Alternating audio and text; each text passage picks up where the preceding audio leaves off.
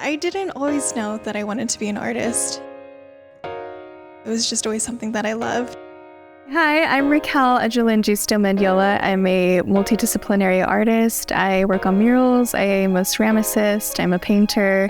I also lead my own nonprofit organization called Paper Crane Art Center. And on the side, I work here at Arte as a curator, and then at the Fresno Art Museum as a curatorial assistant and a docent.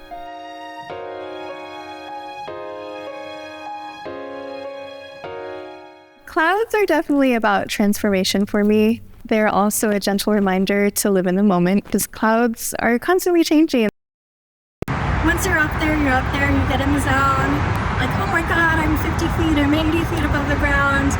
Painting, doing something that I love on something that millions of people are going to see as they drive by on the freeways.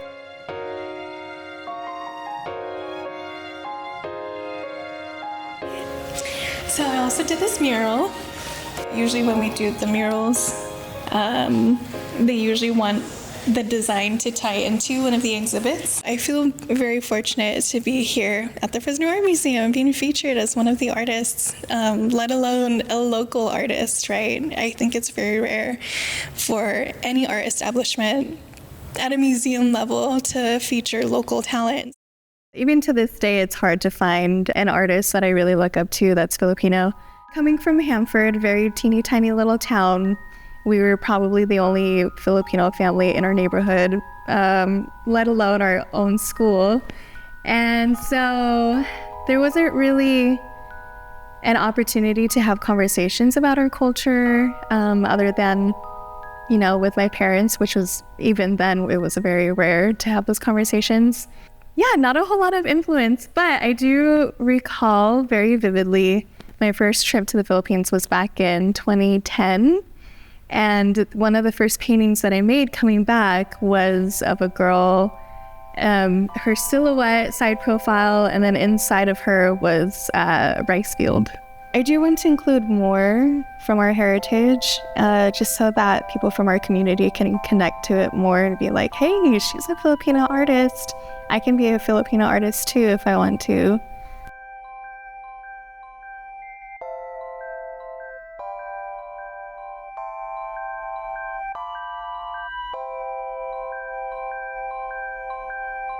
Welcome to our gallery wall. This one I made in 2024. It's actually inspired by my siblings and I.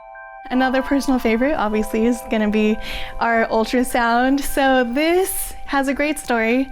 I didn't know I was pregnant until 3 months. And so when we went to go get our very first ultrasound, I was just expecting to see a tiny little bean, but no, that was literally her. From the moment that we saw her, she was waving right at us.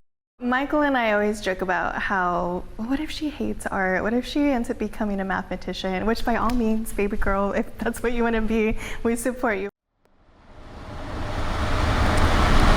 my gosh, the clouds are so big.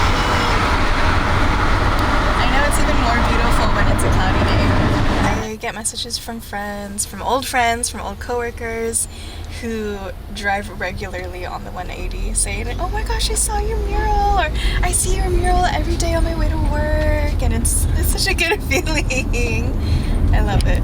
It's so crazy seeing how big it is the further you away from the mural you are, because obviously when you're up close and personal to the pillar, it's like, it's not that big, but if the freeways and all the trees and hills weren't blocking it, you could see that bad boy from a mile away. Can you describe your evolution as an artist by way of clouds? The beginning of my art career, I'd definitely say I started off as the teeny tiny Toy Story runs that you'd see on the wallpaper, all by itself, kind of alone. And then now it's just big, fluffy, bold.